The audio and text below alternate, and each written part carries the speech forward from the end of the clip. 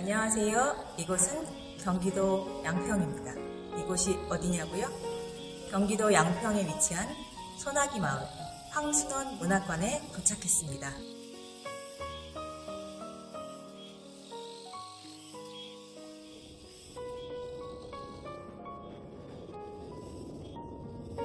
오늘은 황순원 문학관 소나기 마을의 촌장님이신 김종혜 교수님을 만나서 고견을 들어보고자 합니다. 김종혜 교수님은 경희대 국문과 교수님으로 오랫동안 재직하셨습니다. 안녕하세요, 교수님. 안녕하세요. 이렇게 만나뵙게 해서 너무 반갑습니다. 네. 그리고 또 이렇게 귀한 자리에 저희들을 초대해 주셔서 너무나 감사합니다. 네, 잘 오셨습니다. 여러 가지 이제 교수님이 주신 자료를 제가 이제 체크를 해봤고요. 아무래도 저는 되게 신선했던 게, 물론 여러 독자들이 이미 황순원 작가님의 그 시 세계에 대해서 알고 있을런지 모르겠지만, 저는 이번 기회에 시를 쓰면서도 황순원 선생님이 시작이 시였구나라는 거에 또 다른 감명을 받았어요, 사실은. 네. 그래서 그 부분에 대해서 되게 궁금하고요. 또 네. 말씀도 말씀도 나누고 싶고, 특히나 연구자로서도 또 소설가로 유명하지만 또 시로 시작했던 분의 어떤 또 특색이 있을 것 같아요. 네. 네, 그런 부분에 대해서도 좀 말씀을 듣고 싶습니다. 네, 황순원 선생님은 시집이 두 권이 있어요. 첫 시집이 반가라는 제목이고, 네. 두 번째 시집이 골동품이라는 제목인데, 네. 이분은 16, 이를테면 이팔청춘, 네네. 16 나이에 시를 쓰기 시작했어요. 섭작을 하기 시작한 거죠. 섭작을 하셔서 그걸 여러 문해지에 발표를 했고, 네네. 그게 발굴된 자료로서 지금 이제 공개가 되어 있습니다. 그리고 첫 시집은 반가라는 제목으로 동경에서 출발을 했었어요. 동경 학생예술자라는 이제 이런 활동을 하시면서. 근데 그 반가는 이 식민지, 일제강점기 식민지 출신의 청년 지식인이 가지고 있는 울분이나 저항정신 같은 것이 그대로 담겨있는 매우 소중한 시집이에요. 근데 이분이 일본에서 이 시집을 출간하고 방학 때에 귀국을 하다가 이 일본 경찰에 체포됐습니다. 왜 일본에서 출간했느냐? 조선 총독부의 검열을 의도적으로 피하려고 한 것 아니냐? 근데 사실은 그렇죠. 그래서 29일간 구류를 살았어요. 감옥을 살았습니다. 그리고 이 이제 반가라는 작품 속에는 맨 처음 시로서 이 세계를 만나는, 그러면서 이를테면은 좀 전에 말씀드린 울분과 저항정신을 담은 그런 시들이 담겨 있고, 두 번째 시집은 골동품인데, 이건 아주 스타카토한 짧은 문면으로 되어 있는 시들의 모음이에요. 그래서 시를 통해서 비유와 상징의 압축의 기능을 가지고 세상을 보려고 한 이 황순원 선생의 어떤 이 문학관의 인생관, 이런 걸 볼 수가 있죠. 그런데 이분이 이렇게 시집 두 권을 낸 다음에 이 거리의 부사라고 하는 이제 단편을 발표하면서 소설을 쓰기 시작합니다. 처음에는 이제 단편 소설을 쭉 쓰셨어요. 단편 소설 속에는 이 작가가 가지고 있는 어떤 내면적인 생각, 주정적인 세계, 이런 걸 주로 보여주고, 6.25 동란 시기로 접어들면서 이 개인적인 내면 심상에서부터 사회상, 시대상을 담는 작품으로 작품 세계가 바뀌어갑니다. 그래서 목넘이 마을의 개 같은 이런 작품이 피난민들의 얘기, 그 피난을 떠나고 난 그 마을에 남아있는 사람들과 거기에 살고 있는 이 개들의 이야기, 생명의 존엄성을 보여주는 이런 거죠. 이렇게 이 단편을 쓰다가 차츰 이제 장편으로 넘어가는데, 나무들 비탈에 쓰다 같은 이런 작품, 카인의 후예 같은 작품. 나무들 비탈에 쓰다는 이제 이 전쟁을 거치는 젊은이들의 이야기고, 카인의 후예는 지주 집안 출신의 청년이 월남하기까지의 그 시대상과 불타는 사랑 이야기, 이런 걸 다루고 있어요. 그러니까 이 장편들로 넘어와서 나중에 1월이나 움직이는 성, 신들의 주사위 이렇게 장편으로 쭉 넘어가는데 이분의 작품 세계가 지금 문학과 지성사 한 전집을 기준으로 시가 104편, 중편 양편, 단편이 104편, 장편이 7편 그렇게 됩니다. 근데 이 장편들을 마감한 이후에 다시 이분이 짧은 함축적인 소설과 시를 쓰기 시작합니다. 시에서 출발해서 단편, 장편을 거쳐서 다시 시의 세계로 돌아오는 원환, 완결성의 세계 이런 걸 보여준 작가죠. 근데 이런 건 이제 한 작가에게서 이 순차적으로 10대 후반에서부터 80이 되도록 작품 활동을 계속했다라고 하는 것. 이걸 우리가 지속적 시간과 함께한 문학 이렇게 말할 수 있는데 굉장히 중요합니다. 왜냐하면 그 작가의 작품 전체적인 체계 속에 시대상, 사회상이 그대로 수용되어 있기 때문에 그렇죠. 예를 들면 독일의 괴테 같은 경우에 이 사람이 젊었을 때 쓰던 이 비레르 마이스터의 수업시대나 필력시대, 젊은 베르테르의 슬픔, 또 일생에 걸쳐서 쓴 장편소설 뭐죠? 파우스트. 네. 제가 테스트를 한 게 아니고 생각이 잘 안 나서요. 파우스트. 우리 나이가 되면 그렇습니다. 이 80이 넘도록 작품 활동을 한 괴테의 이 문학 속에서 당대의 서구 사회의 변환이 그대로 담겨 있단 말이죠. 예를 들면 1950년대 후반에 전후문학의 작가로서 활동했던 손창섭이나 장용학 같은 작가. 그 시대상을 극명하게 보여주지만 딱 그 시대에만 작품을 씁니다. 황순원 선생의 경우에는 일제강점기에서부터 시작해서 오늘에 이르기까지 그러니까 자기 내면의 주정적인 세계에서 6.25 동란이 수용된 사회사적 의식이 강력히 드러나는 시기를 거쳐서 그 다음에 1월이나 움직이는 성은 인간 근원에 대한 성찰을 보여주는 그런 작품들이고 다시 신들의 주사위로 가면 한 소업을 중심으로 도시 문제, 공해 문제, 교육 문제, 교통 문제 이런 것들이 등장한단 말이죠. 이런 포물선을 그리고 있어요. 사회상에 대한 관심 문제가. 이것은 이 작가가 자기 삶의 체계 속에 그 시대상을 유입했다라는 뜻이죠. 이를테면 50년대 전후문학 작가 중에 그 시대에만 작품을 썼던 사람들은 그 시대상 속에서 작품을 썼다라고 볼 수가 있는 거죠. 이런 차이가 있죠. 그래서 우리가 지속적으로 작품 활동을 한 작가를 소중하게 본다는 뜻입니다. 유 선생님 시를 쓰시니까 지금 우리를 바라보고 있는 이도훈 시인께서도 이제 관록이 있는 시인이신데 다 해보셨잖아요. 내 안에 있는 걸 어떻게 끌어내는가.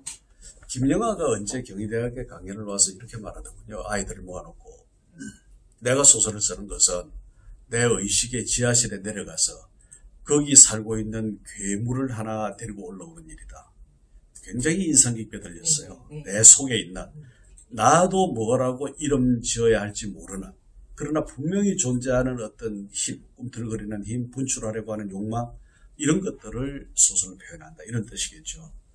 황순원 선생이 그렇게 계속 작품 활동을 할 수 있었던 것은 이 작가가 지금 말씀하신 것처럼 문학에 대한 뜨거운 열정을 가지고 일생을 일관했다라는 뜻이고 또 다른 한 가지 의미에 있어서 이 작가가 강력하게 붙들고 있던 휴머니즘, 또 휴먼 센터리즘, 인본주의나 인간중심주의 같은 것을 문학을 통해서 구현했다라는 것인데 우리 여기가 이제 소나기 마을 아닙니까? 이 소나기 마을이 소나기라는 작품을 현실 속에 재현해 놓은 공간인데 이 작품은 1953년 5월에 써졌어요. 그때가 언제냐면 전쟁이 아직 끝나지 않았습니다. 그 북쪽에서는 이 전란의 포화가 지금도 분분하게 들리는 그와 같은 시대에 이 작가가 왜 그 시대와 전혀 관계없는 산골 소년, 시골 소년과 도시에서 이 전하고 온 망해가는 집안의 병약한 소녀의 첫사랑 이야기를 소설로 썼을까? 이건 이제 하나의 의문이죠. 저도 오랫동안 이걸 생각을 했습니다. 그랬는데 이 작가 생각에는 또 이 작가는 거기에 대해서 답변을 하는 분이 아니에요. 제가 학부 1학년부터 박사를 마칠 때까지 여론의 제자였는데, 예. 한번 여쭤봤죠. 선생님, 소나기는 혹시 선생님의 체험을 쓰신 건가요? 그랬더니 여론이 뭐라고 대답을 하시느냐면, 그렇기도 하고 그렇지 않기도 하다. 참 문인들 편해요. 이렇게 말하면 이 서무덕 같은 대답 속에 모든 게 들어있어. 그러니까 내가 보고 느꼈던 내 감정이 그 안에 담겨 있지만 꼭 그대로는 아니다. 이게 소설의 존재 양식이죠. 소설이라고 하는 것은 있는 것을 그대로 옮겨 놓는다고 해도 절대로 사실과는 다른 것이다라는 약속에서 출발하는 것이기 때문에. 그런데 이 전란의 포화 속에서 이런 순정한 사랑의 이야기를 소설로 썼다라고 하는 것은 제 생각에는 우리가 어떤 경우에라도 잊어버리거나 잃어버려서는 안 될 인간이 가지고 있어야 할 순수하고 소중하고 아름다운 감정, 그걸 첫사랑이라는 이름으로 표현을 하고 싶었을 것이다. 그러니까 인간에게는 인간의 위험이나 존엄성이라고 하는 것은 그 소중한 것을 붙들고 지키려고 하는 욕망, 잃어버리거나 잊어버리지 않으려고 하는 그와 같은 이 내면적인 의지, 이런 것이 중요하다, 이렇게 생각하시지 않았을까. 우리가 이 소나기 마을을 여기에 건립하기 위해서 사실은 많은 고민을 했습니다. 그러니까 이 소나기 속에 딱 한 줄 나와요. 그 부분에 내일 소년회가 양평읍으로 이사간다는 것이었다. 이 한 구절에 의지해서 그때 저는 이제 경희대학에 있었고 양평군수를 와서 만나서 협의를 했죠. 뭐 여러 과정이 있었습니다만 양평군에서 동의하고 경희대학도 동의하고 두 기관이 자매결연을 하고 중앙일보가 참여하고 관학은 3자 협력 형태로 해서 소나기 마을이 시작이 되고 건립이 되고 2009년 6월 13일 문을 열었으니 이제 11년이 되었죠. 근데 지금은 이제 문을 닫고 있습니다만 어제부터 문을 다시 열었어요. 작년에 주로 문을 닫고 있었죠. 그런데 문을 열어놓고 있는 동안에는 한국에서 유료 입장객이 가장 많이 오는 문학관이에요. 이제 왜 그러하냐 하는 것은 이제 여러 가지 분석과 판단의 근거가 있겠지만은 일일이 다 말씀드릴 수는 없고, 소나기 마을이 가장 중요하게 생각하는 것은 인간의 순수한 감정, 우리가 가슴속에 끝까지 가지고 있어야 할 소중한 어떤 것, 이런 것을 일깨움으로써 우리가 동심의 세계로 돌아갈 수 있고 순수성의 세계로 돌아갈 수 있고, 그래서 팍팍한 현실 속에서 우리가 현실을 이기고 나아갈 수 있는 힘을 얻는 것, 그런 마음의 안식을 얻는 휴게 공간이 되도록 하자, 이런 뜻입니다. 은사로 황순원 작가님을 모셨다고 하니까 여쭤보고 싶은 거예요. 개인적으로도 그렇고, 연구자로서의 황순원 작가님도 있을 것이고 또 창작자로서의 황순원 작가님도 모습이 또 다를 것 같은데요. 가까이에서 뵌 그분은 어떤 느낌이었는지 조금 소회를 말씀해 주시면. 황순원 선생님은 굉장히 엄격한 분이에요. 자기 자신에게. 자기 자신에게요? 자기 자신에게. 그리고 굉장히 부드러운 분입니다. 다른 사람에게. 제일 어려운 방법을. 네, 이를테면 이제 외유내강의 품성을 가진 분이죠. 저는 이분이 이제 작가나 또 교수이기 이전에 이제 뭐 선생님이죠. 문학에 있어서 또 삶에 있어서 늘 따뜻한 분이셨어요. 그러나 이제 이 당신의 생각과 다른 부분은 아주 오연하고 정확하게 분별하시는 이런 분이었고, 어떤 삶의 모범이 될 만한 그런 스승이셨죠. 그리고 지금 황순원 문학관에서 디카시하고 관련된 어떤 문학제라든가 공모전을 많이 하고 있는 것 같아요. 그래서 제가 이제 교수님 말씀 듣고 어제 급하게 황순원 선생님의 시를, 저는 황순원 선생님 소설만 생각했지 사실 시를 잘 모르는 상황이었는데 이렇게 인터넷으로 좀 찾아봤어요. 근데 황순원 선생님이 쓰신 시들이 짧은데 되게 압축적인 그런 시들이 많이 보이더라고요. 그래서 디카시하고 황순원 디카시를 이렇게 공모하고 크게 발전시키고자 노력하시는 데는 사실은 황순원 선생님의 그 시 정신하고 부합하는 어떤 점이 있어서 그런 거 아닌가 그런 생각을 제가 맞습니다. 개인적으로 했는데 그러니까 아까 말씀드린 것처럼 이 바른 젊은 지식인 청년의 운분을 담고 있지만 올동품이라는 시는 그때 갈대라는 시가 있어요. 별을 써느라 머리가 새었소. 뭐 이런 시예요. 거기 전문이에요. 짧은 시인데 아주 함축적이고 의미가 있는 이런 시들이 그 시집 속에 있어요. 띠까 시는 이제 오늘날 영상문화 시대에 스마트폰으로 사진을 찍고 그 순간 포착의 영상과 촌철살인의 몇 줄 시를 덧붙이는 이런 것인데, 그래서 우리가 이 디카시 공모전을 하고 있고 벌써 이제 한 3년 했죠. 올해부터 뭘 시작했느냐면 스마트 소설 공모전이라는 걸 시작했어요. 짧은 소설. 네, 소위 말하는 손바닥 소설 이런 예, 손바닥 소설이라고 하는 건 이제 우리가 문학 장르를 구분할 때에 장편, 중편, 단편, 그 다음에 꽁떠. 꽁떠를 장편이라고 합니다. 손바닥 장자를 써서. 왜냐하면 손바닥 안에 들어갈 만한 짧은 이야기. 그런데 이 꽁떠는 반드시 결미에 가서 반전을 보여줘야 돼요. 그게 꽁떠의 어떤 형식적 특성인데, 지금 우리가 말하는 스마트 소설은 좀 다른 이름으로는 이를테면은 이 여편 소설이라고 할까, 그동안에.